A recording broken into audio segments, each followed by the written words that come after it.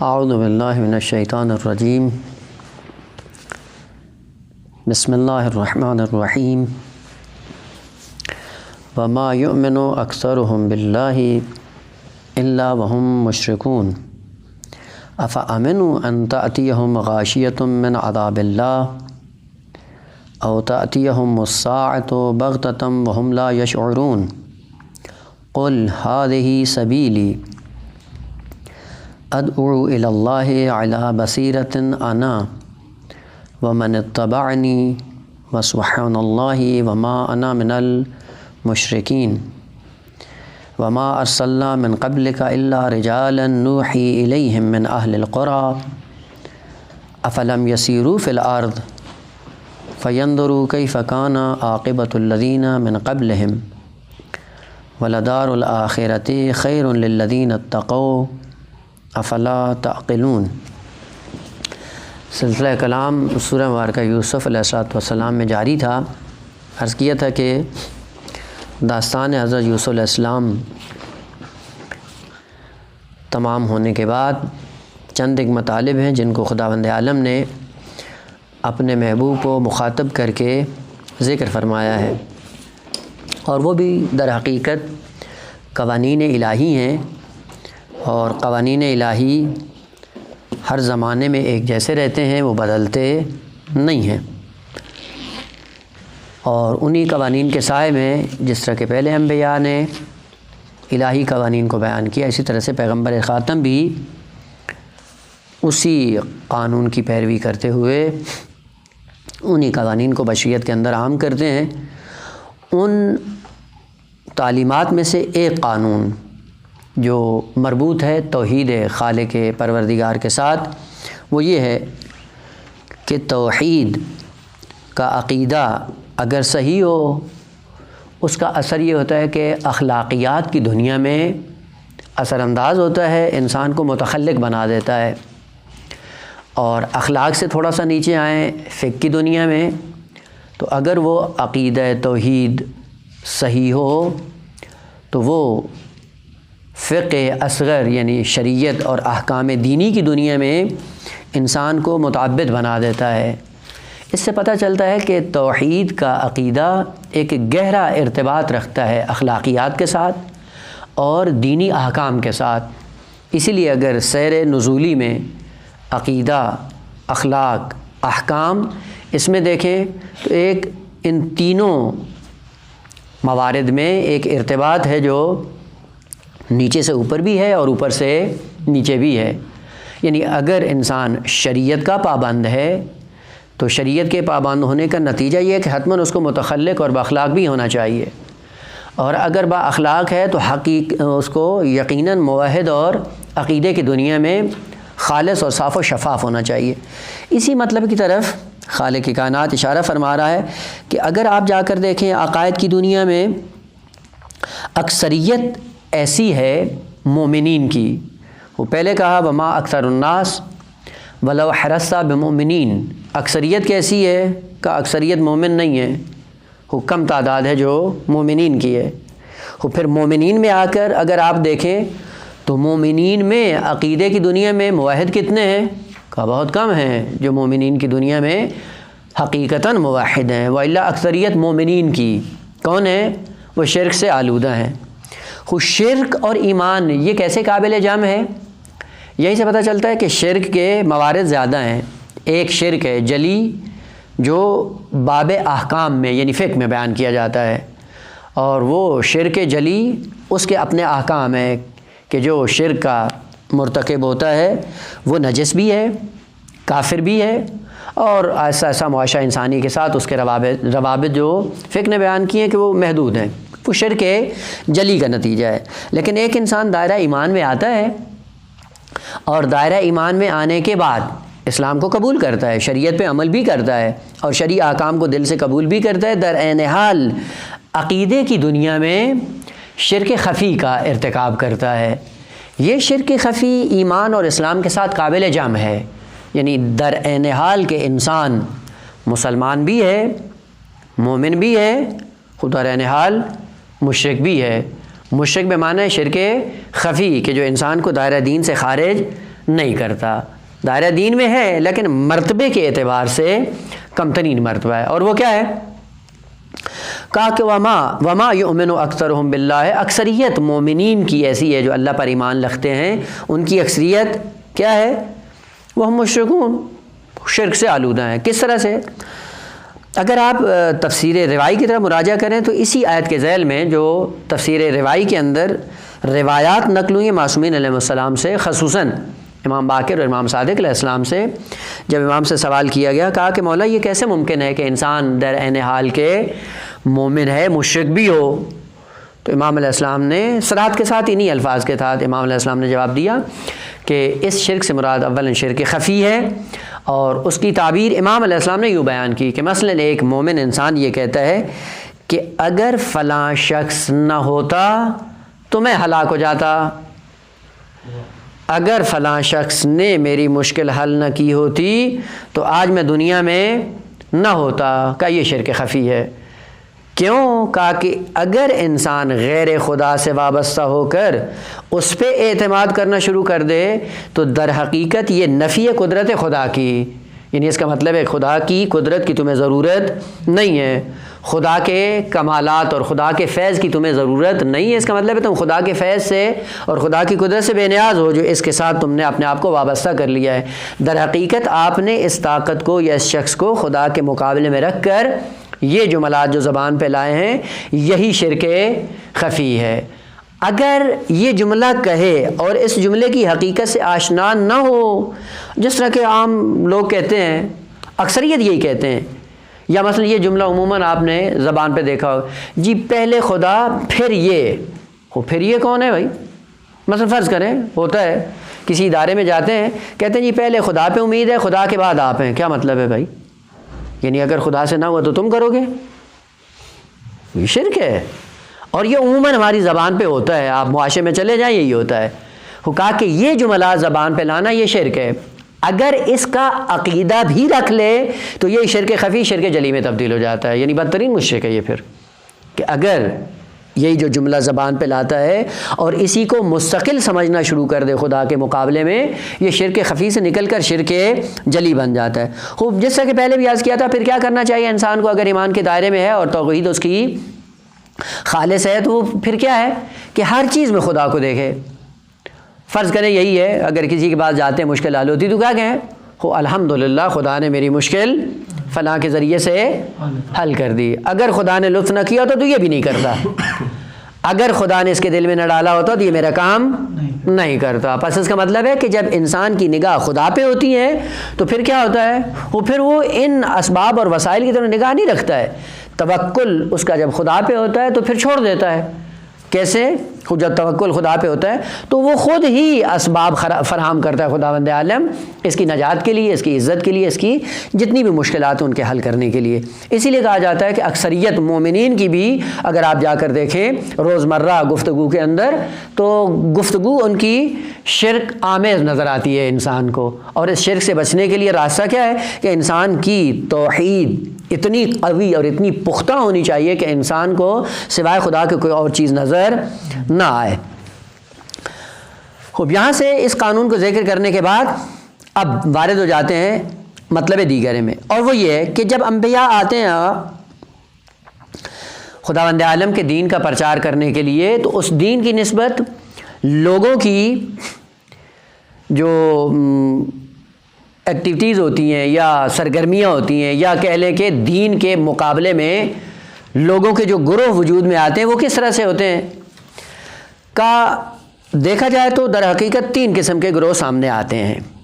ایک گروہ ایسا ہے کہ جو اصلاً دین کی طرف ذرا برابر تمایل نہیں رکھتے ہیں اور دین کو اصلاً دین کے عنوان سے قبول بھی نہیں کرتے ہیں، جن کو کہا جاتا ہے یہ معاند ہیں یا لجوج ہیں. وہ آپ نے دیکھا کہ تاریخ انبیاء میں کہ جب بھی انبیاء آئے تو ایک گروہ اٹھ کر کھڑا ہو گیا ان کے مقابلے میں، کہا یہ کیا اساطیر لے کے آ گئے ہو، یہ کیا ہے قصے کہانیاں بیان کرتے اور آپ نے لوگوں کو پاگل بنایا ہوا ہے، یہ کیا ہے اساطیر الاولین ہیں، داستانیں قصے گھڑتے اور آ کر لوگوں کو پاگل بناتے ہو اور پاگل بنانے کے بعد لوگوں کی آپ جیبیں خالی کرنے کے لیے آئے ہو. ایک یہ گروہ ہے. دوسرا گروہ یہ ہوتا ہے کہ جو اپنے وہم و گمان میں، اپنے زعم باطل میں دین کو چھوڑ کر احساس امنیت کرنا شروع کر دیتے ہیں۔ مثلا فرض کریں دین نے کچھ تعلیمات ذکر کی ہیں اور وہ دین کی تعلیمات کو چھوڑ دیتے ہیں، اور دین کی تعلیمات کو چھوڑنے کے بعد یہ کہتے ہیں کہ ہاں دیکھیں ہم نے دین کو چھوڑا لیکن ہم پھر بھی آبرومند ہیں، عزت مند ہیں، فقیر نہیں ہوئے، محتاج نہیں ہوئے۔ اگر دین کے اندر ہی کوئی اتنی عزت اور آبرو کا مسئلہ تھا تو یہ جو دین پہ عمل کرنے کو ان کی حالت بہتر ہو جاتی۔ اس سے پتہ چلتا ہے کہ دین پہ عمل کرو یا نہ کرو مساوی ہے، یچے بسا مساوی سے بھی بدتر ہے کہ جو دین پہ عمل کرتے ہیں ان کی حالت بہتر نہیں، ہماری حالت بہتر ہے، ہم ان سے زیادہ محفوظ ہیں۔ اور اگر آپ معاشرے میں جا کر دیکھیں تو ایسے افراد بھی آپ کو مل جائیں گے، کیا ہے کہ جو احساس کرتے ہیں امنیت کا، تحفظ کا، دین کے بغیر، قوانین الہی کے بغیر۔ اور آپ جا کر دیکھ لیں معاشرے میں آپ کو ایسے افراد مل جائیں گے، بس آپ جائیں اس کی حالت اچھی ہے، مال منال نعمات بہت زیادہ ہیں، پلٹ کے کہا جائے بھی تھوڑا نماز بھی پڑھ لو یا خدا کو بھی تھوڑا سا یاد کر لو یا انسانیت سے بھی تھوڑا سا کام لو، تو پلٹ کا جواب کیا دیتے ہیں؟ یہ جو اتنے نیندار ہیں ان کی حالت بہتر ہے جو مجھے تم کہہ رہے ہو، یا ان سے ہٹ کے میری کوئی حالت بری ہے کہ میں یہ کام کروں۔ اس سے پتہ چلتا ہے کہ اپنے آپ کو محفوظ پاتے ہیں دین کی تعلیمات کے مقابلے میں، کہ دین پر عمل کرنے میں نقصان ہے بلکہ، اور دین پہ عمل کرنے سے انسان کی حالت بہتر نہیں ہوتی۔ ہم دین سے ہٹ کر بھی احساس امنیت میں ہیں۔ خوب یہ دوسرا گروہ ہے کہ جو دین سے اعراض کرتے ہیں، دین سے منہ موڑ لیتے ہیں، اور دین سے منہ موڑنے کے بعد اپنے اندر احساس امنیت کرتے ہیں۔ اس گروہ کی طرف اشارہ ہے۔ وہ جو معاند ہے اصل اس کا تذکرہ ہی نہیں کیا ہے کہ ان کی حالت ازر من الشمس ہے، بدی ہے کہ جو دین کے ساتھ معاندت کرتا ہے، دشمنی رکھتا ہے، لجوج ہے، جھگڑا کرتا ہے، خوب اس کی حالت اب سب کے لیے عیاں ہے کہ یہ شخص کیسا ہے۔ یہ ذم خداوند عالم نے مٹانے کے لیے کہ بعض لوگ ایسے ہیں کہ تھوڑا بہت دینداروں کے مقابلے میں آ کر جب اپنی حالت بہتر پاتے ہیں تو فوراً یہ کہتے ہیں کہ دین پر عمل کرنے سے کوئی فائدہ نہیں ملتا ہے، لہٰذا دین پہ عمل کرو یا نہ کرو کوئی خاص فرق نہیں پڑتا ہے۔ اس طبقے کو مخاطب کرتے ہوئے خداوند عالم ارشاد فرماتا ہے افامنوا، آیا احساس امنیت کرتے ہیں، اپنے آپ کو محفوظ پاتے ہیں کس سے؟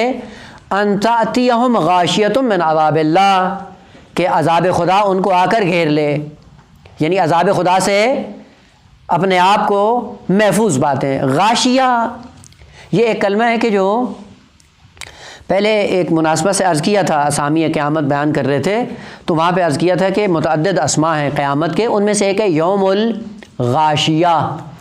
غاشیہ کس کو کہتے ہیں؟ غین شین یہ یا غین شین واو، غشاوت۔ غشاوت کہتے ہیں پردے کو، حجاب کو، لیکن ہر حجاب کو غشاوت نہیں کہتے ہیں۔ غشاوت کون سا پردہ ہوتا ہے؟ ایسا پردہ جو کسی چیز پر ڈالا جائے اور اس چیز کو مکمل طور پہ ڈھانپ لے، یعنی ذرہ برابر وہ چیز اس سے باہر نہ ہو۔ اسی لیے ہے ظاہراً سورہ مبارکہ ہے بقرہ کی شروع کی آیات میں ہے، ساری آیت بیان کرنے کے بعد کیا ہے؟ وَعَلَىٰ أَبْصَارِهِمْ غِشَاوَةٌ، بصر پہ اور بصارت پہ کیا پڑ جاتا ہے؟ پردہ۔ ایسا پردہ پڑتا ہے کہ ذرہ برابر بینائی اس سے باہر نہیں آتی، مکمل بینائی کو ڈھانپ لیتی ہے، کوئی چیز انسان کو نظر نہیں آتی ہے۔ خوب قیامت کو غاشیہ کیوں کہتے ہیں؟ کہ جب غاشیہ قیامت کا دن آئے گا تو وہ پوری بشریت کو اپنی لپیٹ میں لے لے گا، کوئی بشر اس سے خارج نہیں ہوگا۔ پھر یہ جو کہتے تھے کہ ہم جب مر جائیں گے، ہماری ہڈیاں جب بوسیدہ ہوں گی، ہم جب زمین میں گم ہو جائیں گے، اِنَّا لَفِي خَلْقٍ جَدِيدٍ، آیا ہم دوبارہ سے زندہ ہو جائیں گے اور قیامت میں پہنچ جائیں گے؟ ان کے جواب میں خدا نے کہا قیامت کا نام کیا ہے؟ یوم الغاشیہ۔ یہ نہ سمجھو کہ تم جب مرو گے تو گم ہو جاؤ گے، غائب ہو جاؤ گے، نابود ہو جاؤ گے، نہیں، تمہیں اکٹھا کر کے قیامت میں لایا جائے گا اور قیامت کا جو دن ہوگا وہ تمہیں ڈھانپ لے گا، اور ایک دم اچانک تم دیکھو گے کہ کہاں پہنچے ہو؟ اللہ کی بارگاہ کے سامنے کھڑے ہو۔ پس غاشیہ ایسا پردہ جس چیز پر ڈالا جائے اور اس چیز کو مکمل ڈھانپ لے، اس کو غاشیہ کہا جاتا ہے۔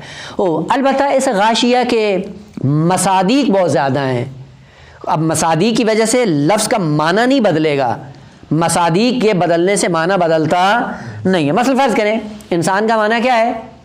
حیوان ناطق، فرض کریں کہ حیوان ناطق ہے، زید بھی ہے، عمر بھی ہے، بکر بھی ہے، خالد بھی ہے، حسن حسین، بس یہ مصادیق بدلنے سے انسانیت کا معنی نہیں بدلتا، معنی وہی رہے گا۔ اب روایات میں اگر آپ جا کر دیکھیں گے ذکر کیا گیا ہے وہ یہ کہ قیامت کے دن ایک ایسا اژدہا آئے گا عالم محشر میں کہ جس کے منہ سے آگ ٹپک رہی ہوگی اور اسی آگ کے ذریعے اہل جہنم کو اپنے اندر ڈبوچ رہا ہوگا، اور جیسے ہی وہ پکڑے گا مکمل پکڑ کے اس کو اپنی لپیٹ میں لے لے گا۔ جب مکمل اپنی لپیٹ میں لے گا کیا ہو جائے گا؟ غشاوت، غاشیہ، یعنی آ کر اس نے جیسے ہی پکڑا، پکڑنے کے بعد اس نے اپنی لپیٹ میں لے لیا۔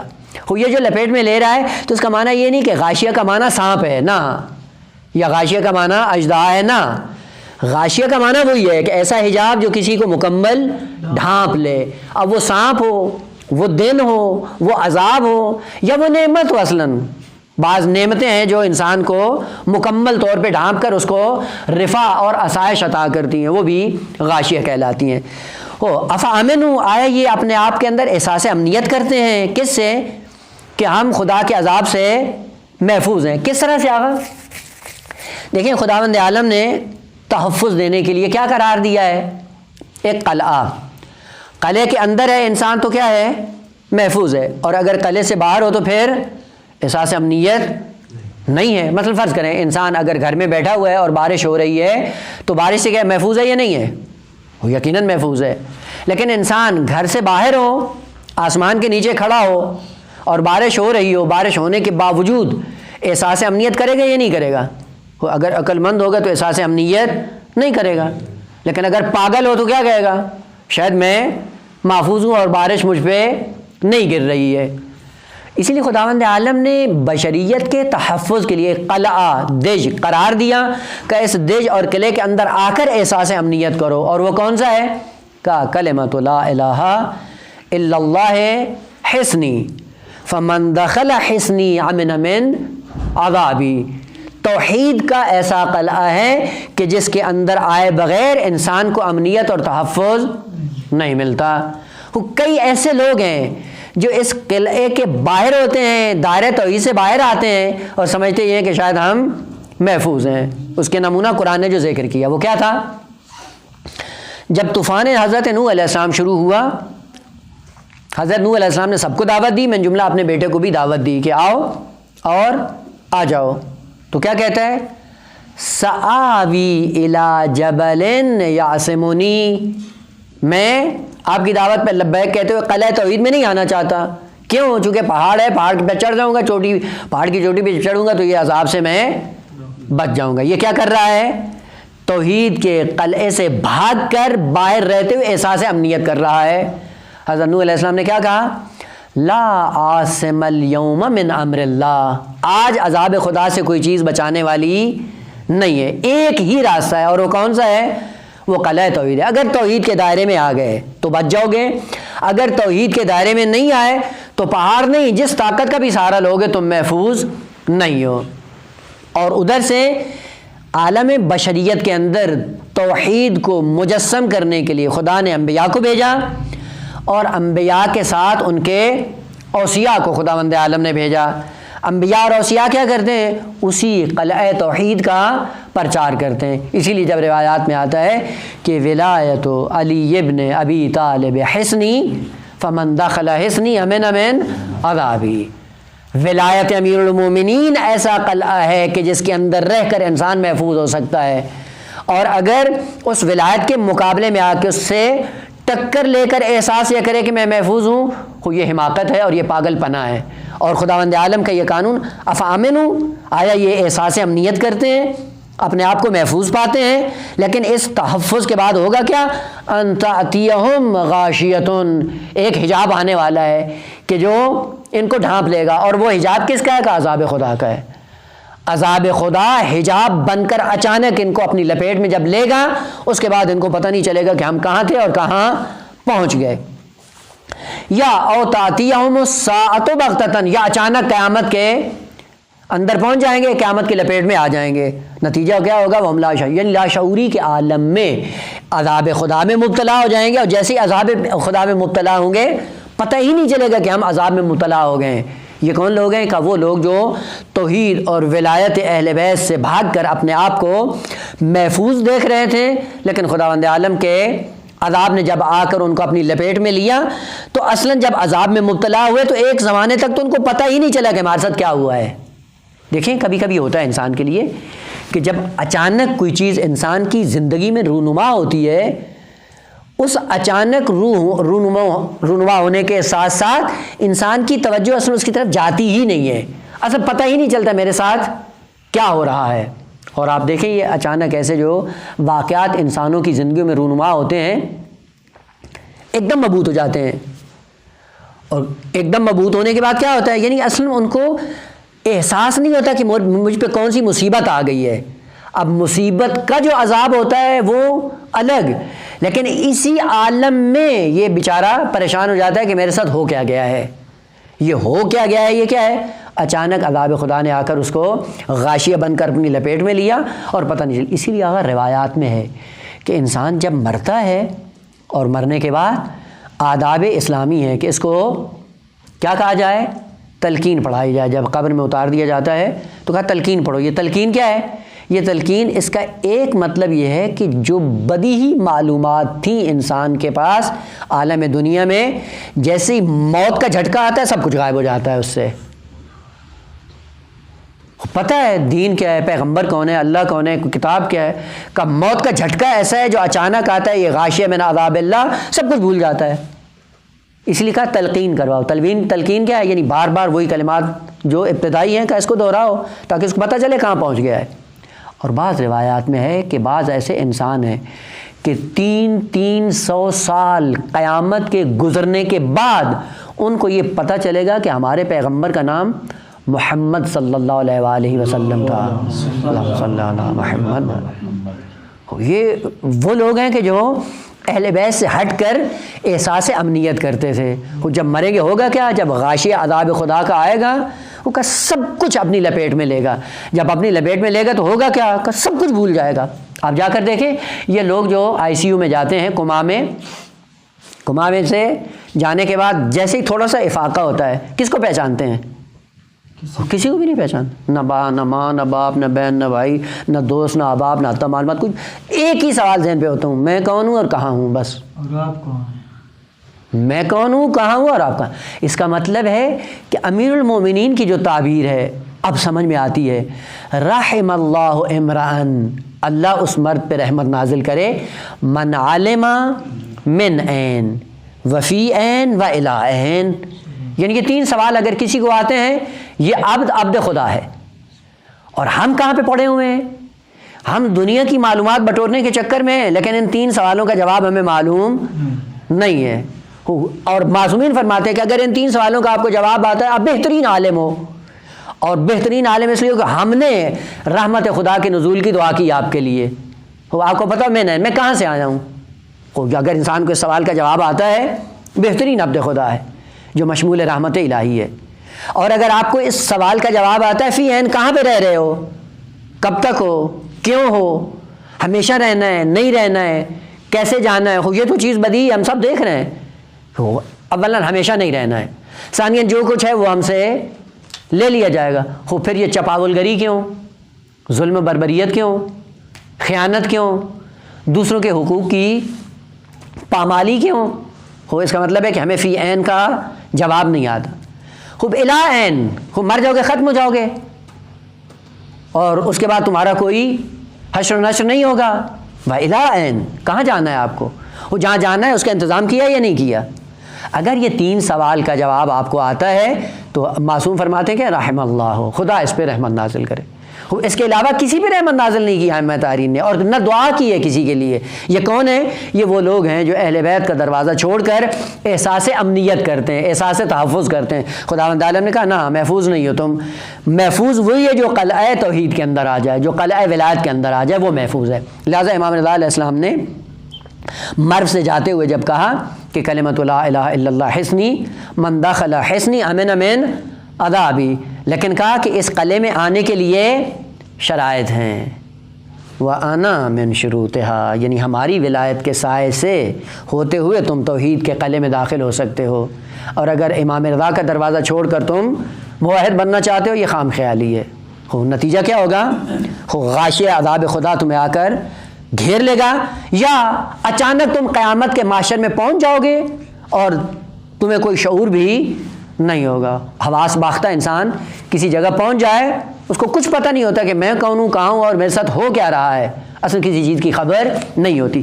اسی لیے پتہ چلتا ہے کہ افراد کئی طرح کے ہوتے ہیں۔ بعض وہ ہیں کہ جو عالم دنیا سے جب منتقل ہوتے ہیں بے ہوشی کے عالم میں منتقل ہو رہے ہوتے ہیں، اور بعض ایسے ہیں کہ جو نا ان بصیرتیں دنیا سے جا رہے ہوتے ہیں، یعنی دنیا کے حالات پر بھی ناظر ہیں اور آخرت کے حالات پر بھی ناظر ہیں، ذرہ برابر غشی ان پہ طاری نہیں ہوتی، یعنی عذاب خدا کا سلسلہ ان کے دامنگیر نہیں ہوتا ہے۔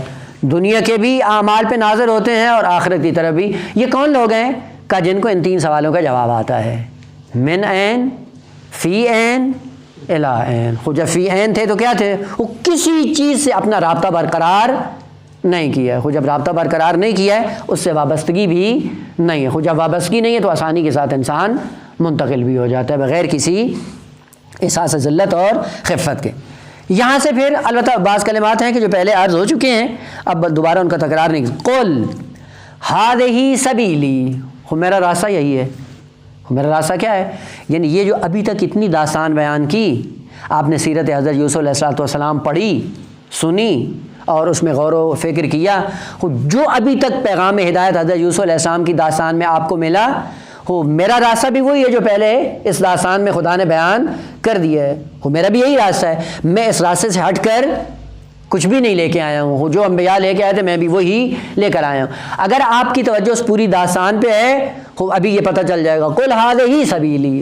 پہلا سوال یہ ہے کہ آہا ھذہ سبیلی، سبیل مؤنث ہے یا مذکر؟ یہ کلمہ عربی میں دونوں طرح سے استعمال ہوتا ہے، مذکر بھی ہوتا ہے، مؤنث بھی ہوتا ہے۔ مؤنث سماعی ہے، اور مؤنث سماعی ہونے کی وجہ سے کبھی کبھی اس کے ساتھ رویہ مؤنث والا کیا جاتا ہے اور کبھی کبھی اس کے ساتھ رویہ مذکر والا کیا جاتا ہے، یعنی دونوں اعتبار سے صحیح ہے، کوئی اس میں مشکل نہیں۔ اسی لیے پیغمبر صلی اللہ علیہ وسلم نے کیا فرمایا؟ ھذہ سبیلی، میرا بھی یہی راستہ ہے۔ جو راستہ حضرت یوسف نے طے کیا ہے میں بھی اسی راستے پہ چلتے ہوئے وہی راستہ اپناؤں گا۔ یعنی راستہ جو خدا نے مقرر کیا ہے اس راستے پر تمام انبیاء چلتے ہیں۔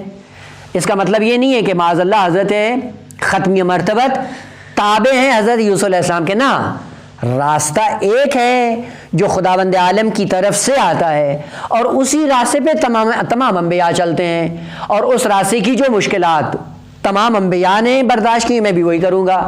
اس راستے پہ جتنی مشکلات آتی ہیں وہ سب انبیاء کے لیے ایک جیسی ہیں، جو داستان وہاں پہ گزری تھی وہ بھی یہیں پہ۔ البتہ پہلے شاید اشارہ کر دیا ہے، اس کے بعد میں تکرار نہیں کرتے ہیں کہ تین کلمے عربی کے اندر، سبیل، طریق، صراط۔ صراط کا معنی بھی راستہ، طریق کا معنی بھی راستہ، سبیل کا معنی بھی راستہ۔ نہ، عربی کے اندر ہر ایک کی الگ الگ حقیقت ہے۔ ہر راستے کو سبیل نہیں کہتے ہیں، یا ہر راستے کو طریق نہیں کہتے، یا ہر راستے کو صراط نہیں کہتے۔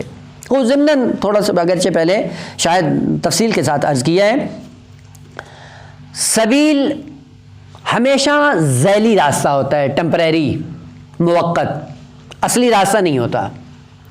ذیلی راستے جو فری راستے کہلاتے ہیں، اصلی راستے نہیں ہوتے۔ وہ جو اصلی راستے نہ ہوں، فری راستے ہوں، ان راستوں کو عربی میں سبیل کہا جاتا ہے۔ اسی لیے اس کی جمع بھی استعمال ہوتی ہے، کیا؟ سبل۔ چونکہ فری راستے متعدد ہوتے ہیں۔ دیکھیں مثلا ایک مین روڈ ہوتا ہے، موٹر وے۔ موٹر وے کتنا ہے؟ وہ ایک شہر سے دوسرے شہر سے ایک ہی ہوتا ہے، لیکن موٹر وے تک منتہی ہونے کے لیے گلیاں کتنی ہوتی ہیں؟ بہت زیادہ ہوتی ہیں۔ ان مختلف گلیوں کو، فری اور ذیلی راستوں کو سبیل کہا جاتا ہے۔ اور وہ سبیل کہاں پہنچنے ہیں؟ جا کے موٹر وے اور اصلی راستے پہ منتہی ہوتے ہیں۔ وہ جو اصلی راستہ ہوتا ہے جو مستقیم ہوتا ہے، سیدھا سیدھا جاتا ہے اور اس کے اندر گمراہی کا کوئی ذرہ برابر چانس نہیں ہوتا۔ دیکھیں انسان جب شہر میں مختلف گلیوں میں گھوم رہا ہوتا ہے تو اس کو راستہ نہیں ملتا ہے، لہٰذا پوچھتا ہے کدھر سے موٹر وے پہ جانا ہے، لیکن جیسی موٹر وے پہ آ جاتا ہے اس کے بعد پھر پوچھنے کی ضرورت نہیں ہوتی چونکہ سیدھا جا رہا ہے۔ یہ سیدھا راستہ جو اصلی راستہ کہلاتا ہے اس کو صراط کہا جاتا ہے۔ اصلی راستہ ہمیشہ صراط ہوتا ہے۔ اب وہ اصلی راستہ جو صراط ہوتا ہے اولاً وہ ایک ہوتا ہے، دو نہیں ہوتے ہیں، تین نہیں ہوتے ہیں، اسی لفظ صراط کی کوئی جمع عربی میں استعمال نہیں ہوتی۔ اب وہ مستقیم راستہ سیدھا ڈائریکٹ بغیر کسی زحمت کو جو جا رہا ہوتا ہے یا وہ جہنم پہ ختم ہوتا ہے یا بہشت پہ ختم ہوتا ہے۔ اسی لیے صراط جو مستقیم بغیر کسی ٹیڑھے پن کے انسان کو لے جاتا ہے یا وہ ختم ہو جاتا ہے کس پہ؟ جہنم پہ یا بہشت پہ۔ اس کا مطلب یہ کہ اس صراط پہ پہنچنے سے پہلے یہ بصیرت اپنے اندر پیدا کرنی ہے کہ جس سیدھے راستے پہ میں جانا چاہ رہا ہوں یہ راستہ کہاں پہ ختم ہوتا ہے۔ اسی لیے جہنم کے لیے بھی لفظ صراط استعمال ہوا ہے اور بہشت کے لیے بھی صراط استعمال ہوا ہے۔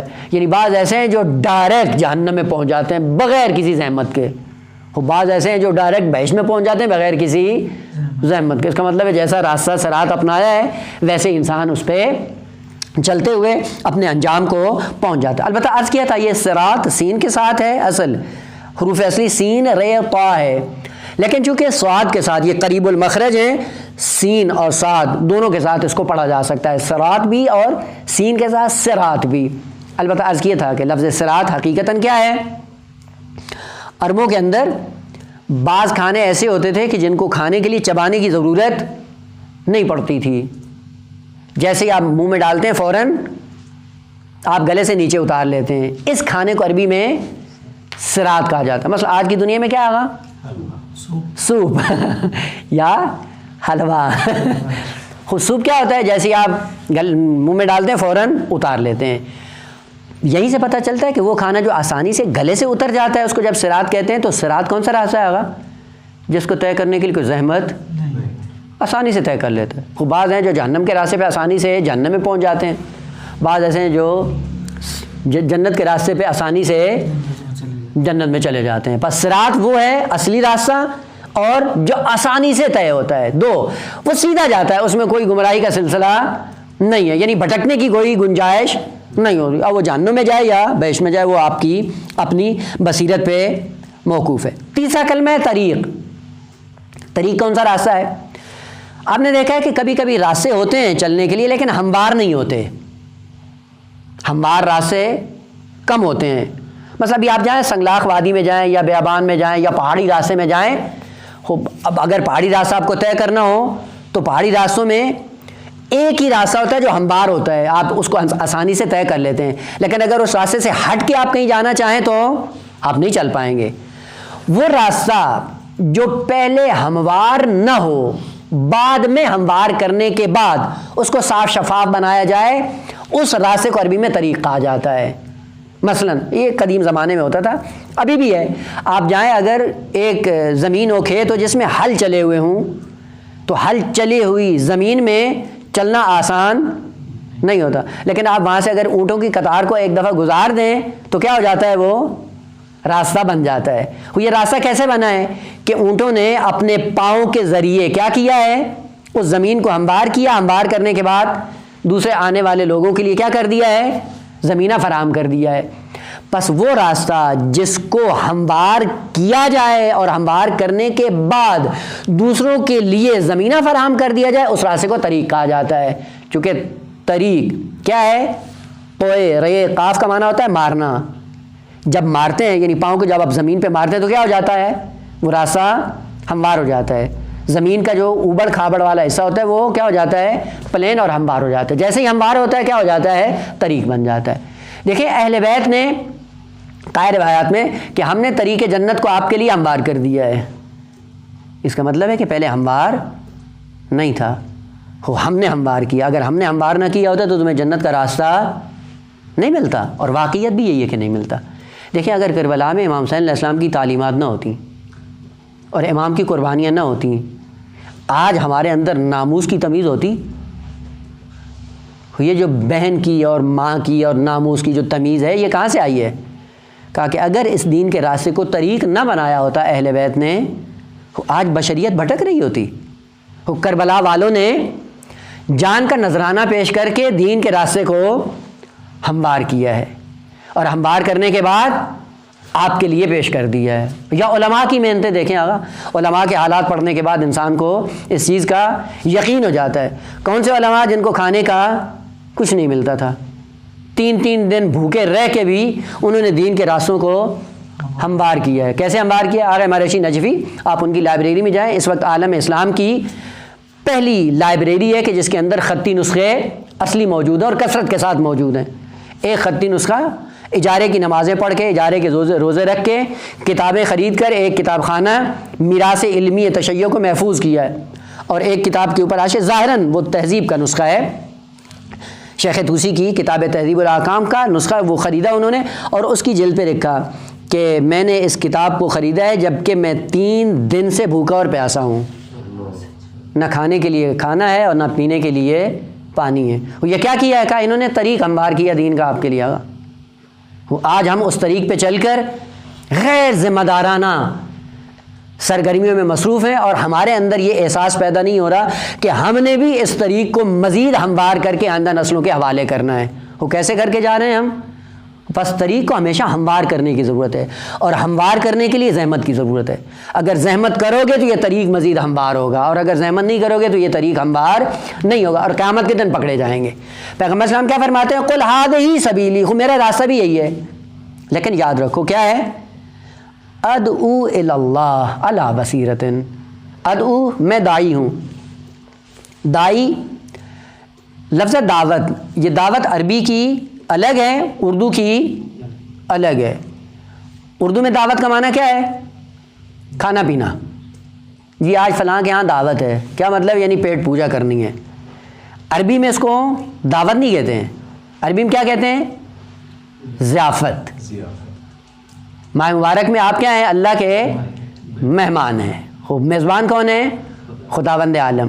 عربی میں دعوت کا معنی کھانا نہیں ہے، لیکن ہم نے اس کلمے کو اتنا بگاڑا ہے کہ جب بھی لفظ دعوت سنتے ہیں فوراً کھانے۔ اور اتفاق سے آپ دیکھیں علمی طبقے میں جب کوئی بہترین دعوت کا ہے جی دعوت ذوالعشیرہ کی طرح ہے، خوب دعوت ذوالعشیرہ میں کھانا پینا تھوڑی تھا نا۔ دعوت ذوالعشیرہ دعوت کون سا ہے؟ دعوت ایک ایسا پیغام ہے جس پیغام میں انسان کی نجات کا سامان ہو، نہ پیٹ کا سامان۔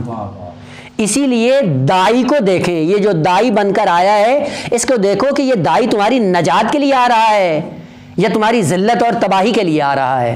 لہذا ہر داعی کی آواز پہ لبیک نہیں کہو، پہلے داعی کو دیکھو یہ کتنے پانی میں ہے، اس کے بعد اس کی آواز پہ لبیک۔ اسی لیے قرآن نے فارمولہ بتایا کیا؟ لم تقولون ما لا تفعلون، داعی بن جاتے ہو، خود داعی بن کر معاشرے میں ظاہر ہوتے ہو، اور داعی بن کر جب معاشرے میں ظاہر ہوتے ہو کرتے کیا ہو؟ لوگوں کو دعوت دیتے ہو، پیغام دیتے ہو نجات کا، لیکن خود عمل نہیں کرتے ہو۔ قرآن نے کیا کہا؟ کبر مقتا عند اللہ ان تقولوا ما لا تفعلون۔ کبر مقتن، بدترین اور گناہ کبیرہ ہے کیا؟ کہ ان تقولوا، ایسی بات کہو، دعوت دو لوگوں کو ایسی، ما لا تفعلون، جو خود نہیں کرتے ہو۔ البتہ اس کے اندر بھی خود ایک لذت ہے۔ کابورا مقتن، میم قاف 2 نقطی تے، 2 نقطے والا تے، مقت۔ مقت کس کو کہتے ہیں عربی میں؟ پہلے عرض کیا تھا نا، عرب جاہلی کے اندر اسلام کے آنے سے پہلے رسم تھی جاہلیت کی کہ جو والد کی منکوحہ ہوا کرتی تھی، اگر والد مر جاتا تھا، سگی ماں نہیں، سوتیلی ماں، اس کو کہا جاتا تھا منکوحہ اب، یا فارسی میں کہتے ہیں زن بابا، اردو میں کہتے ہیں سوتیلی ماں۔ خوب باپ مثلا فرض کریں پہلے اس کی بیوی مر گئی، اس نے دوسری بیوی سے جا کے عقد کیا، خوب دوسری بیوی سے تو یہ بچے نہیں ہیں، یہ پہلی بیوی کے بچوں کی کیا کہلاتی ہے؟ سوتیلی ماں۔ جب باپ مر جاتا تھا تو اولاد کیا کرتی تھی؟ اپنی سوتیلی ماں سے نکاح کر لیتے تھے۔ کس وجہ سے؟ احساس ترحم میں کہ یہ بیوہ ہو گئی، اب اس کا تو کھانے پینے کا کچھ نہیں ہوگا، اس کا تو کوئی پالنے والا نہیں ہوگا، اس کا کوئی خیال رکھنے والا نہیں ہوگا۔ ترحم کے نتیجے میں اس سے جا کر کیا کرتے تھے؟ شادی کر لیتے تھے، اور یہ عمل اتنا قبیح تھا کہ جس کو قرآن نے کہا کہ کبر مقتن، یہ مقت ہے، یعنی تم کیا کرتے ہو، احساس ترحم کر کے عزت اور ناموس کے جتنے بھی دائرے ہیں ان کو تم کراس کر جاتے ہو، پھلانگ جاتے ہو، مقت یہ ہے۔ اب آئیں اس کو کیسے تطبیق کریں۔ آگا دیکھیں، ہم جاتے ہیں، میں اپنی مثال عرض کروں، دوسروں سے ہمیں وہ نہیں ہے، مثلا فرض کریں مجھے احساس ہو کہ جاؤں کہ ایک شخص ہے بڑا مالدار ہے لیکن یہ بیچارہ خمس نہیں دیتا، اب مجھے اس کا احساس ہوتا ہے کہ یار یہ خمس نہیں دے گا تو کل کو یہ قیامت کے دن پکڑا جائے گا، اور بیوی کا یہ حق کھا رہا ہے اور یہ کر رہا ہے تو یہ جہنم میں جائے گا۔ اب میں 20 حدیثیں بیان کر کے اس کا احساس کرتا ہوں کہ جہنم سے بچ جائے۔ اب جیسے ہی اس کو ورغلا کے وہ پیسے لیتا ہوں، اس کے بعد مجھے اپنا دین بھول جاتا ہے، ختم۔ یہ کیا ہے؟ مقت، یعنی دوسرے کا احساس ہے اور اپنا احساس نہیں ہے۔ مقت وہاں پہ ہوتا ہے کہ جہاں پہ دوسرے کا احساس کرے اور خود کو بھول جائے، کا بدترین گناہ اس سے اور نہیں ہے۔ ہم دوسروں کی نجات کے لیے جاتے ہیں، ممبروں پہ تقریریں بھی کرتے ہیں اور لوگوں کو دین کی دعوت بھی دیتے ہیں، لیکن اگر اللہ میں اپنے آپ کو دیکھیں تو ہمیں کوئی تمیز نہیں ہوتی ہے۔ کبر مقتا عند اللہ ان تقولوا ما لا تفعلون۔ دائی کو دیکھو، دائی کیسا ہے، اسی لیے جا کر دیکھیں آگا کہا کہ جس دائی کی آواز پہ آپ کو لبیک کہنا ہے، سب سے پہلے دیکھو یہ خود کیسا ہے۔ اسی لیے 2 مرحلے ہیں، ایک ہے علم کا اور ایک عمل کا۔ مثلا بعض روایات میں ہے کہ انظر الی ما قال، یہ دیکھو کہ کیا کہہ رہا ہے، ولا تنظر الی من قال، یہ نہ دیکھو کہ کون کہہ رہا ہے۔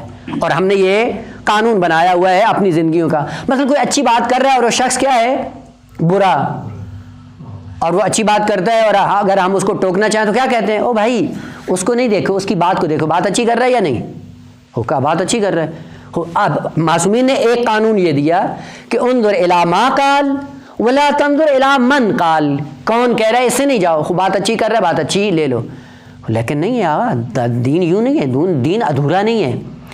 کہ جب فقط علمی محض کی بات ہو، فقط معلومات کی حد تک ہو، بھلے وہاں پہ قانون یہی ہے، آپ کو علم لینا ہے، وہ اس لیے ائمہ نے کہا کہ علم لے لو، اگر کافر سے بھی ملے لے لو، یعنی اگر معلومات آپ کو اکٹھی کرنی ہے تو پھر علم آپ کو مل جائے گا، یہ نہیں دیکھو کافر ہے، مشرک ہے، کافر بدتر ہے، کون ہے، کیا ہے، کوئی فرق نہیں کرتا ہے۔ لیکن بسا اوقات یہ ہوتا ہے کہ اس علم کے سائے میں انسان کے عمل میں تبدیلی آئے گی۔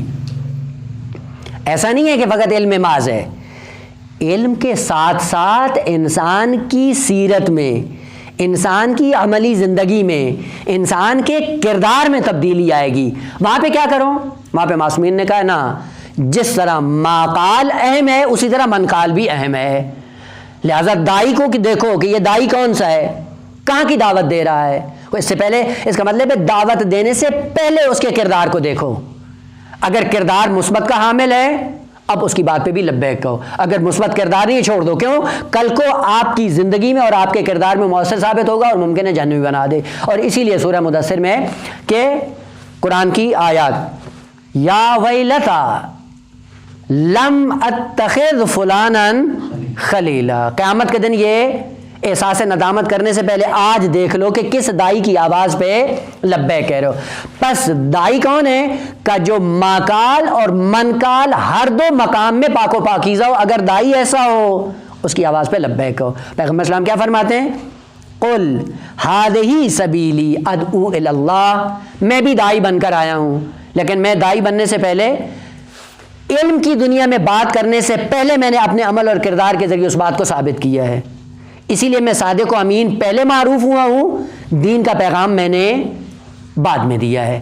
پس پیغمبر کی اگر سیرت پہ عمل کرنا ہے تو پھر کیا کرو، کہا دائی کو دونوں میدان میں آپ کو دیکھنا ہے، کس میدان میں، علمی میدان سے پہلے عملی میدان میں اس کا امتحان کرنا ضروری ہے۔ اسی لیے جا کر بہترین بندوں کی علامت خدا نے کیا ذکر کی، وَبَشِّرْ عِبَادِيَ الَّذِينَ یستمعون القول، میرے ایسے بندوں کو بشارت دو کہ جب فقط سننے کی بات آتی ہے تو ان کے اندر وسعت ظرفی ہوتی ہے، ہر ایک کی بات سن لیتے ہیں، لیکن جب مقام عمل کی بات آتی ہے تو ہر دائی کی آواز پہ حرکت نہیں کرتے ہیں۔ فیتبعون احسنا، احسن کے پیچھے جاتے ہیں۔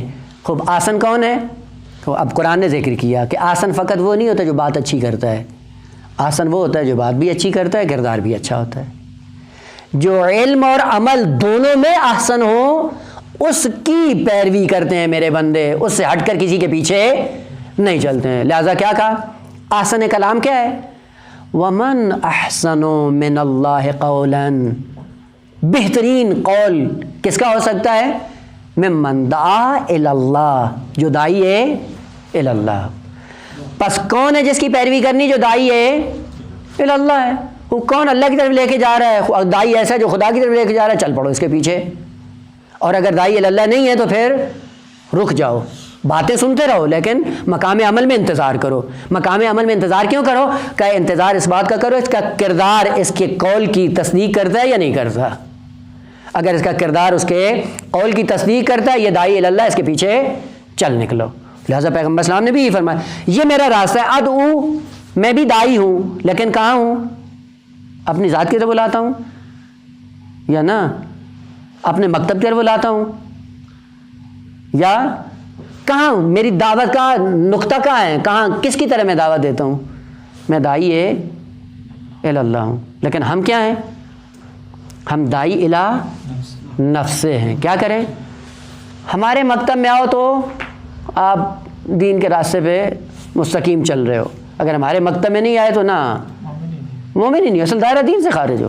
ہماری مسجد میں نماز پڑھو تو تم مومن ہو، لیکن اس مسجد میں چلے گئے تو پھر مومن نہیں. ہماری مجلس میں آئے عزاداری کی تو آپ عزادار ہو، لیکن اس کی مجلس میں تمہارا کیا ہے دین سے؟ عجیب نہیں ہے واقعاً؟ ہماری آپ جا کر دیکھیں زندگیاں کیسی ہیں. پیغمبر فرمانے ہیں کہ میں دائی ہوں لیکن اپنی ذات کی طرف نہیں بلاتا ہوں. لیکن ہم کیا کرتے ہیں جی؟ سب سے پہلے پوچھتے ہیں جی مجلس ہے وہاں پہ جانا ہے، خپیا کہتے ہیں کون پڑھنے والا ہے جی؟ ہو تم خدا کے لیے جا رہے ہو یا کون پڑھنے والے کے لیے جا رہے ہو؟ خدائی کس کی طرح بنے ہوئے ہو تم؟ ہمارے مدارس، ہماری مساجد، ہماری مجالس، ہماری عزاداریاں، ہمارے مدرسے سارے کیا ہیں؟ دائی الی نفس سے. کوئی ذرہ برابر ہماری زندگیوں میں دائی الی اللہ نہیں ہے. خدائی الی اللہ کون ہوتا ہے؟ اگر خدا کے لیے تو پھر آپ کو تو خوشی ہونی چاہیے جس مکتب میں چلا جائے. اگر آپ کو یقین ہے کہ اس مکتب میں جائے گا یا اس مسجد میں جائے گا یا اس مجلس میں جائے گا، مجلس امام کی ہے، مسجد خدا کی ہے، مکتب خدا کا ہے، وہ پھر جہاں چلا جائے. پھر یہ لڑائیاں جھگڑے کس کے ہیں جی؟ نہیں، اس میں چلے گئے ہماری تعداد کم ہو جائے گی، ہماری روٹی روزی بند ہو جائے گی. یہی سے پتہ چل جاتا ہے کہ ہم کس چیز کے دائی بنے ہوئے ہیں. اگر اس کی ایک علامت ہے، وہ کیا ہے؟ قرآن نے بھی ذکر کی ہے. اگر آپ دائی الی نفس ہیں اور دائی الی اللہ ہیں، دونوں کی علامت کا بہترین فرق خود قرآن نے ذکر کیا ہے. یعنی ہم کہاں سے اپنا امتحان کریں کہ ہم دائی الی اللہ ہیں یا دائی الی نفس ہیں؟ وہ یہ ہے کہ آغا فرض کریں آپ نے ایک مجلس پڑھی اور اس مجلس میں غرض یہ تھی کہ آپ دائی الی اللہ بن کر گئے. اگر مجمع کم دیکھا اور آپ کے چہرے پہ ملال آ گیا اور مایوس ہو گئے، میں یہاں پہ کیا پڑھوں، مجمع ہی نہیں ہے، لوگ ہی نہیں ہیں سننے والے، اس کا مطلب ہے کہ آپ دائی الی نفس سے. اور اگر آپ کے لیے مجمع کی کوئی وقت نہیں ہے، کم ہوں تو بھی آپ نے پیغام دینا ہے، زیادہ ہوں تو بھی پیغام دینا ہے. اگر یہ آپ کی کیفیت کا فرق نہیں کرتا، اگر 2 ہوں 4 ہوں 10 ہوں، میرے لیے کوئی فرق نہیں کرتا ہے. اس کا مطلب یہ ہے کہ آپ دائی الی اللہ ہیں. یا دنیا کے مسئلے میں اس لیے قرآن نے خوبصورتی کے ساتھ ان علامات کو ذکر کیا ہے. کیا کرو کہ اگر کوئی چیز تمہیں مل جائے کیا ہو؟ خوش نہیں ہو. اگر ہاتھ سے چلی جائے تو مایوس نہیں ہو. مجلس پڑھی، فیس مل گئی، بغلیں بجاتے ہوئے جا رہا ہے مولانا، نہیں ملی گالیاں دیتے ہوئے جا رہا ہے. یہ دائی الی اللہ ہے. اور چہ بسا کہ لینے کے بعد بھی توقعات اتنی ہوتی نہیں، میرے ڈرائیور کو اتنا دے دو، پٹرول کا اتنا دے دو. کیا کیا تم نے؟ کیا تیر مارا ہے؟ اہل بیت کا نام استعمال کر کے اپنے گھر آباد کر رہے ہو، اپنے پیٹ پال رہے ہو ان احبار اور رہبان کی طرح کے جو آ کر وہ کرتے ہیں. خود دائی کیا بنو؟ دائی الی اللہ بنو. لیکن دائی الی اللہ بننے کی شرط کیا ہے؟ علی بصیرتن، بصیرت کے ساتھ. خوب بصیرت کیا ہوگا؟ بصیرت ایک ہے بصر اور ایک ہے بصیرت. بصر کا تعلق ظاہر سے ہے، بصیرت کا تعلق باطن سے ہے. پس پہلا فرق بصارت اور بصیرت میں، بصارت ظاہر بین ہوتی ہے، بصیرت باطن بین ہوتا ہے. بصیر کون ہوتا ہے؟ جو باطن بین ہو. ہیں بعض ہیں جو موٹے دماغ کے مالک ہوتے ہیں، سامنے والے کو ملتے ہیں تو بیچارے چونکہ حقیقت آشنا نہیں ہوتے ہیں، کہتے ہیں یہ بڑا اچھا انسان ہے، 2-4 دن رہتے ہیں، جب وہ سانپ کی طرح ڈستا ہے پھر کہتا ہے نہیں جی وہ مجھ سے غلطی ہو گئی اور یہ ہوا. اس کا مطلب ہے کہ بصارت تھی، بصیرت نہیں تھی. خوب بصیرت کیا ہوتی ہے؟ باطن بین انسان، باطن بین یعنی زیرک بین. خوب دوسری خصوصیت بصیرت کے اندر کیا ہے کہ جس چیز کے بارے میں آپ بصیرت پیدا کر لیں اس شے کی تمام تر جزئیات سے واقف ہو جائیں، بغیر کسی کمی کاستی کے اس حقیقت کو آپ ادراک کر لیں، تب اس شے کی نسبت آپ بصیر ہوں گے. اگر اس شے کی حقیقت تمام تر جزئیات کے ساتھ آپ کو معلوم نہیں، آپ کو بصیر نہیں کہا جائے گا. اس لیے خدا نے ادب سکھایا ہے کہ افوض امری الی اللہ ان اللہ بصیر بالعباد. خدا اپنے عباد کی نسبت کیا ہے؟ بصیر ہے. بصیر کیا ہوا؟ یعنی تمام تر جزئیات اس بندے کی خدا کو معلوم ہے، مشکلات اس بندے کی معلوم ہے، اس کی حوائج ساری معلوم ہے. فقط معلوم نہیں ہے، معلوم ہونے کے بعد توانائی بھی ہے ان کو پورا کرنے کی. پس بصیرت کیا ہے؟ ایک شے کی حقیقت کو جو باطن میں پوشیدہ ہے اس پوری حقیقت کو معلوم کرنے کے بعد اس شے کے بارے میں اظہار نظر کرنا بصیرت کہلاتا ہے. خوب آپ بنے ہو کیا؟ داعی الی اللہ ہو. اللہ کے بارے میں بصیرت ہے؟ کتنی بصیرت ہے؟ کتنا جانتے ہو خدا کو؟ خود دین کے بارے میں بصیرت ہے؟ احکام دین کے بارے میں بصیرت ہے؟ کیا کرتے ہیں ٹاما ٹوئیاں؟ جب مسئلہ پوچھا جائے یہ کیا ہے، میرا خیال یہ ہے کہ یہ یوں ہوگا. تیرا خیال نہیں پوچھا ہے، دین کا مسئلہ پوچھا ہے. آتا ہے بتا، نہیں آتا ہے تو نہیں بتاؤ. بصیرت، بصیرت کے عنوان سے آگا 3 گروہ ہیں. پہلا گروہ جو شہود کی منزل میں پہنچ کر حقیقت کو دریافت کرتا ہے، لوگوں کے لیے بیان کرتا ہے. یہ کون ہے؟ کہ یہ انبیاء ہیں، معصومین کی ذوات ہیں. جس بات کا حکم دیتے ہیں بصیرت کے ساتھ دیتے ہیں. کیوں؟ کیونکہ اس حقیقت کو تمام تر جزئیات کے ساتھ بالمشاہدہ انہوں نے دیکھا ہے، اور دیکھنے کے بعد کمال سرات کے ساتھ آ کر بشریت کے سامنے پیش کر دیتے ہیں. امیر المومنین کیا فرماتے ہیں؟ لو کشف الغطاء لمزددت یقینا. کائنات کو اس طرح سے دیکھا ہے کہ میں بصیر ہو گیا ہوں، اور جب بصیر ہوا ہوں تو کسی شے کے بارے میں مجھے ذرہ برابر شک اور تردید نہیں ہے. خوب جب شک و تردید نہیں ہے تو جو چیز بیان کرتا ہوں وہ کیا ہے؟ بصیرت کے راستے سے بیان کرتا ہوں، بصیرت کے پیرائے میں بیان کرتا ہوں. بس ایک گروہ وہ ہے جو اشیاء کے باطن کو ادراک کرنے کے بعد، مکمل ادراک کے بعد آ کر لوگوں کے لیے بیان کرتے ہیں. وہ کون ہوتے ہیں؟ بصیر. اور وہ کون ہیں؟ انبیاء ہیں، معصومین کی ذوات طاہرین ہیں. البتہ غیر معصومین کی دنیا میں بھی آپ کو اکا دکا انسان ایسا مل جائے گا کہ جو اس بصیرت کے درجے پہ فائز ہو جاتا ہے. دوسرے وہ لوگ ہیں کہ جو بالمشاہدہ حقیقت کو نہیں دیکھ سکتے ہیں، یعنی باطن کی جزیات قابل مشاہدہ ان کے لیے نہیں ہے، لیکن علم اور برہان کے سائے میں اس حقیقت سے آشنا ہو جاتے ہیں. حقیقت کی جزیات سے واقف نہیں ہیں لیکن علم اور برہان کے سائے میں اس حقیقت سے آشنا ہو جاتے ہیں. دوسرے الفاظ میں کون؟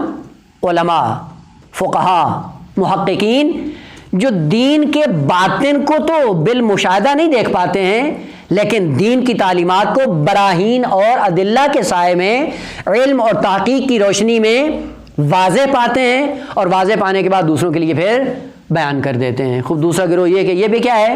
بصیرت. لیکن یہ کون سی ہے؟ یہ بصیرت ہے علمی، بصیرت ہے برہانی، بصیرت ہے تحقیقی. اور تیسرا طبقہ کون ہے؟ کہ نہ بالمشاہدہ دیکھتے ہیں اشیاء کو انبیاء کی طرح، اور نہ بالتحقیق دیکھتے ہیں اشیاء کو علم کے سائے میں، بلکہ کیا کرتے ہیں؟ محققین کے راستے پہ بالتقلید چلتے ہیں. تیسرا طبقہ یہ ہے. یہ بصیرت ان کے پاس نہیں ہے لیکن تقلید کے سائے میں ان فقہا محققین کی روش کو اپنا کر اپنے آپ کو نجات کا راہی بنا لیتے ہیں. اسی لیے کہتے ہیں کہ آغا تقلید کریں محقق کی لیکن تقلید کرنے میں مقلد نہ ہوں. تقلید کریں محقق کی لیکن تقلید میں خود کیا ہوں؟ مقلد نہ ہوں. کیسے؟ مثلا ایک شخص ہے، اس سے پوچھتے ہیں بھائی آپ کس کے پیچھے چلتے ہو؟ کہتے ہیں ہم فلاں کی تقلید کرتے ہیں. وہ کہتے ہیں ٹھیک ہے ہم بھی ان کی تقلید کی. یہ کیا بات ہوئی؟ اگر اس نے تقلید کی ہے تو اس نے پہلے تحقیق کی ہے، دیکھا ہے، جا کے جانچ پڑتال کی. جانچ پڑتال کرنے کے بعد وہ اپنی بصیرت کے ساتھ اس کے پیچھے چل رہا ہے. تم کیوں اندھا دھند اس کے پیچھے چل رہے ہو؟ یعنی تقلید کرنے میں انسان کو محقق ہونا چاہیے. اگرچہ تقلید جب کر لے اس کے بعد کیا کرے؟ اپنے آپ کو ان کے حوالے کر دے. بس تقلید کرنے میں تقلید نہیں کرو، بلکہ اسی لیے آپ جا کر دیکھیں جب مجتہد کی تقلید کے لیے آتا ہے تو کیا کہتے ہیں کہ یہ خود معلوم کرے کہ وہ کیسا ہے، یا دو محقق اہل صاحب فن خبرا وہ آ کر آپ کو بیان کریں کہ ہاں بھائی اس کے اندر دم ہے، تب اس کے پیچھے چلو. جب یہ دونوں نہ ہوں تو پھر تو یہ اندھا دھند ہے. اور وہ یہ کہ وجدنا آباءنا علی، ہم نے اپنے والدین کو یوں پایا. والدین کو پایا، تم نے کیا دیکھا؟ والدین اگر گمراہ ہوئے تم بھی گمراہ ہی رہو گے. اس لیے کہا کہ تقلید محققانہ ہونی چاہیے، لیکن تقلید کیوں کرو؟ اس لیے کہ تمہارے اندر تحقیقی توانائی نہیں ہے، لہذا ان کے علم سے استفادہ کرو. پس علی بصیرتن 3 گروہ ہیں. کون کون سے؟ جو بالشہود حقائق کو دریافت کرتے ہیں، یا بالعلم والبرہان والتحقیق آ کر حقائق کو دریافت کرتے ہیں، یا تیسرا گروہ وہ ہے کہ جو محققین کی تقلید کرتے ہوئے حقائق عالم سے متصل ہو جاتے ہیں. وہ پیغمبر اسلام نے فرمایا ان 3 درجات میں سے اعلیٰ درجہ وہی ہے جو بالشہود اور اپنی بصیرت کی آنکھ سے حقائق کو دیکھ کر لوگوں کے لیے بیان کرتے ہیں کہ میں وہ ہوں. قل ہذہ سبیلی ادعو الی اللہ، اللہ کی طرف دعوت دیتا ہوں لیکن علی بصیرتن انا ومن اتبعنی. قانون یہ کہ میں جب یوں ہوں بصیرت کے ساتھ داعی الی اللہ بنا ہوا ہوں، تو جو میرا پیروکار ہے جو میری پیروی کرتا ہے اس کی بھی خصوصیت یہی ہے کہ وہ بھی یہی کام کرے. اس لیے جو پیغمبر اور پیغمبر کا پیروکار ہے ان کا کام کیا ہوتا ہے؟ داعی الی اللہ ہوتے ہیں بصیرت کے سائے میں. اندھا دھند کسی کو دین کی طرف نہیں جھونکتے ہیں. جب اندھا دھند جھونکتے ہیں دین کی طرف، خود بھی دائرہ دین سے نکل جاتے ہیں اور لوگ بھی دائرہ دین سے باہر ہو جاتے ہیں، خارج ہو جاتے ہیں. وسبحان اللہ. لیکن یہ یاد رہے، یہ کیوں کہا سبحان اللہ بیچ میں جملہ معترضہ؟ واقعاً قرآن زیبا ہے. کہا کہ بسا اوقات انسان جب اس بصیرت پہ فائز ہو جائے اور فائز ہونے کے بعد اپنے آپ کو خدا سے بے نیاز نہیں سمجھے. اگر خدا سے بے نیاز سمجھا یا سامری بن جائے گا یا بلعم باورا بن جائے گا. بلعم باورا کون ہے؟ اس میں اعظم کا مالک تھا. سامری کون ہے؟ سامری وہ تھا جو جبرائیل کا مشاہدہ کر سکتا تھا. اس لیے کیا کہتا ہے؟ قبضت قبضۃ من اثر الرسول. کہا کہ یہ جو تم نے بنایا ہے کیا؟ گسالہ. گسالے میں پھر آواز پیدا ہوئی. جب موسیٰ علیہ السلام نے آ کر پوچھا بھئی یہ آواز کیسے تم نے آ کر اس کے اندر ایجاد کی؟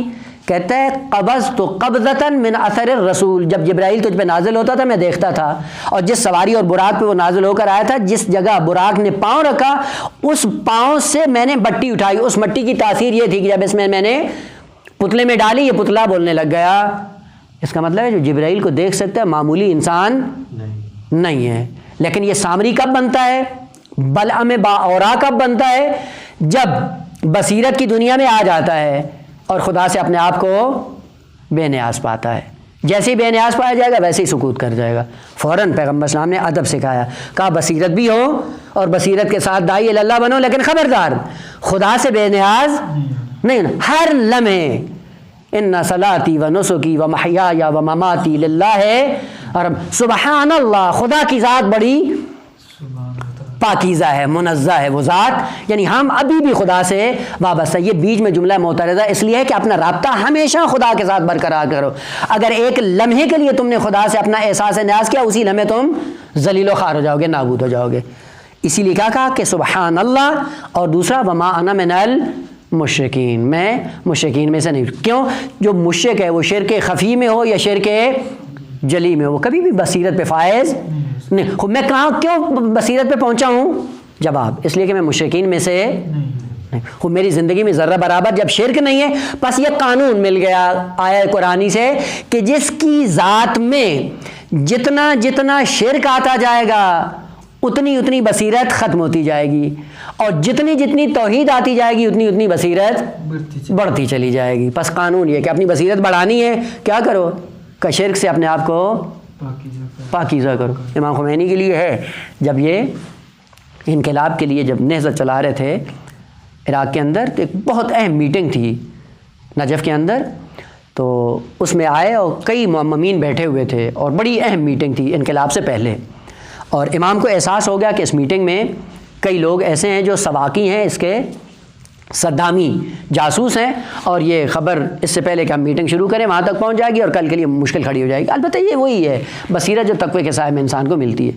ایک دم امام نے کہا کہ جتنے بھی حاضرین ہیں سب کے سب بیٹھے اپنے اپنے امامے توڑ دیں۔ جب حکم دیا کہ سب امامے اپنے توڑ دیں، جب سب نے توڑ دیا کہا اب امامہ بنا کے اپنے سر پہ رکھ لیں۔ وہ جو طالب علم تھے انہوں نے اپنا امامہ بنا کے سر پہ رکھ لیا، اور وہ جو جاسوس تھے تو ظاہر ہے وہ تو ایک دفعہ پہن کے آئے تھے، ہمیشہ تو ان کا کام یہ نہیں تھا۔ اب وہ کپڑا لے کے بیٹھے ہوئے ہیں، کہا اٹھ جاؤ یہاں سے۔ ان کو جب اٹھا دیا اس کے بعد پھر میٹنگ کا آغاز کیا۔ یہ کیا ہے؟ یہ بصیرت ہے، اور کہاں سے آتی ہے؟ کہا تقویٰ سے آتی ہے۔ من یتقی و یصبر فإن اللہ لا یضیع اجر المحسنین۔ خوب کیا ہے؟ یہ قانون ہے، کہا کہ جو جتنا شرک سے اپنے آپ کو پاکیزہ رکھے گا اتنی اس کی بصیرت بڑھتی چلی جائے گی۔ لیکن یاد رکھیں کہ داعی بنے، داعی بننا بھی ضروری ہے، لیکن داعی اللہ بنے، نہ داعی الی نفس۔ اپنے نفس کی طرف نہیں بلاؤ، اپنے آپ کی طرف دعوت نہیں دو۔ خوب سلسلہ کلام جاری ہے کہ انشاءاللہ بعد میں۔ والحمدللہ رب العالمین۔